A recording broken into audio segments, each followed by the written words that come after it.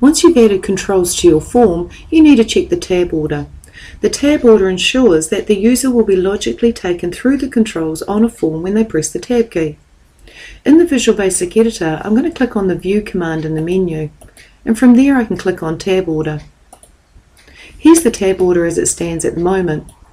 Because of the order in which we added controls to this form, the user will be taken to the Date field and then taken to the Actual field, and it'll bypass Person and Region. It'll take them to those fields later. What I'd like to do is rearrange the tab order so that the user is logically taken through the various options. So I'd like to keep Date there, I'd like to keep Label 2 there. What I'd like to do is after Date they go to Person. So I'm going to move Label 3 up, which is the Person label, and move CBO Person up, just by using the Move Up button. So they'll go to Date, then they'll go to Person. Now I need them to go to Region, so I'll move this label up. Not that it's really important to move the labels, and I'll move Region up. I'm just being pedantic.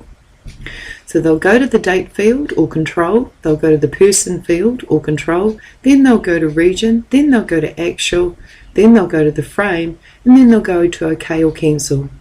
Ensure that this is the order that you have set up. And then just click OK. What I'd like to do now is view my form, and the quickest way to do this is to press the function key F5. When I press F5, I can actually see my form as it stands at the moment. And if I was to press the Tab key, I can check I logically move through the fields or controls in the order I established. And when I want to close the form, I'll just hit the X, and that closes the form and returns me to the form in the Visual Basic Editor.